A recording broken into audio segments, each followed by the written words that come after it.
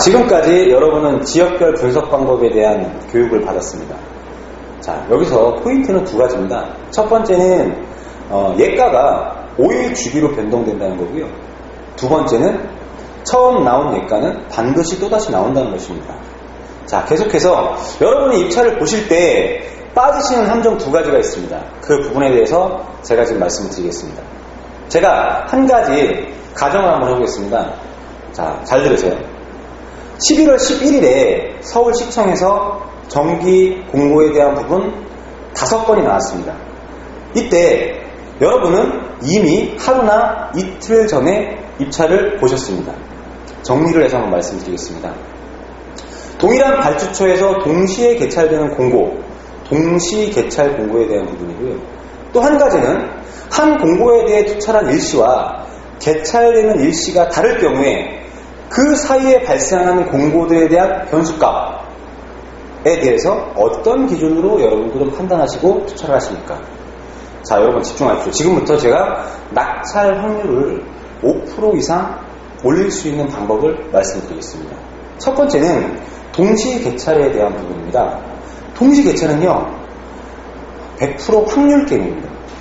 예를 들어서 동일한 발주처에서 같은 날 같은 시간에 개찰된다 하더라도 다른 게 딱 한 가지가 있습니다. 그게 뭐냐? 공고번호입니다. 그러면 여러분들은 공고번호 순서대로 일단 나열을 하셔야 됩니다. 그게 첫 번째고요. 두 번째는 나열한 공고번호 순서를 기준으로 해서 플러스 예가를 선택하실 건가 마이너스 예가를 선택하실 건가를 결정하셔야 됩니다. 그리고 만약에 플러스 예가를 선택을 하셨다면 그 플러스 예가에서 앞으로 나올 낙찰 예측 포인트를 2개를 고르셔야 합니다. 2개를 고르시는 이유는 저희가 동시 개찰에 대한 부분 14만 5천 건을 분석해 보니까 이런 결과가 나옵니다. 자, 연속되는 공고번호를 기준으로 해서 2 공고 또는 3 공고를 기준으로 유사한 포인트로 분포를 한다는 겁니다. 이 자체가 근거이기 때문에 저는 자신있게 말씀드릴 수가 있습니다. 두 번째로 여러분들은 11월 8일에 입찰을 보실 때 과연 며칠자 공고를 투찰하고 계신지 알고 계십니까? 아마도 11월 9일이나 11월 10일자 입찰 공고를 투찰하고 계실 거라고 저는 생각합니다. 물론 그런 이유는, 그렇게 하시는 이유는 여러 가지 이유가 있을 거라고 저는 생각이 되고요. 일단락 짓겠습니다. 여러분, 그러면 8일이나 9일에 개찰되는 공고 1건이건 2건이건 또는 10건 이상이건 이런 개찰되는 공고에 대해서 어떤 포인트로 분포될지 여러분들은 알고 계십니까? 모르십니다. 여러분, 이 부분에 여러분들은 5%의 낙찰 확률을 올릴 수 있는 포인트가 숨어 있습니다. 잘 들으셔야 합니다. 자, 바둑을 예를 들어보겠습니다. 바둑은요, 바둑 두시는 분들에 따라서 한 수 또는 여러 수를 내다보고 바둑을 두십니다. 그러면 여러분은 입찰을 보실 때 과연 몇 수를 보고 입찰을 보고 계십니까? 제가 여기서 또 한 가지 가정을 하겠습니다. 여러분, 발주처별, 지역별, 면허별로 예가 대비 사정률이 회전한다는 말 혹시 들어보셨습니까? 회전합니다. 저는 회전한다고 생각을 하고요. 그 많으신 분들에 대한 부분이 저는 근거로 나와 있다고 생각합니다.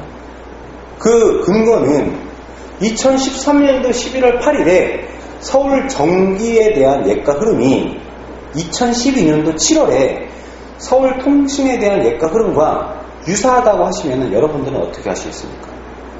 고민하십니까? 여러분, 절대로 고민하지 마십시오. 그냥 그대로 따라 쓰셔야 됩니다. 그 자체가 근거입니다. 자, 우리는 이런 내용을 분석하기 위해서 빅데이터라는 개념을 도입을 했고요. 현재 빅데이터라는 개념을 도입을 해서 성과 또한 많이 보고 있습니다. 아직 정립된 형태는 아니지만 계속해서 노력을 하고 있습니다. 자, 여러분, 입찰은요 30%의 확률을 기준으로 입찰을 보는 건 아니라고 생각합니다. 단 1% 이상의 확률을 위해서 여러분들이 지금 이 시간에도 분석을 하시고 또 통계와 확률을 공부하시고 또 회의를 하시는 것이라고 생각합니다. 만에 하나 여러분들 중에서 입찰이 운이라고 생각하는 분들이 계세요. 그런 분들은 제가 지금 말씀드린 단 1% 이상의 확률도 기대하시면 안 된다고 생각합니다. 마무리하겠습니다. 여러분, 입찰은 노력이고 확률이고 통계입니다. 네, 그동안 고생하셨고요. 잠시 쉬시고 경쟁률 대비 입찰 금액 산정 방법에 대해서 공부하도록 하겠습니다. 예, 감사합니다.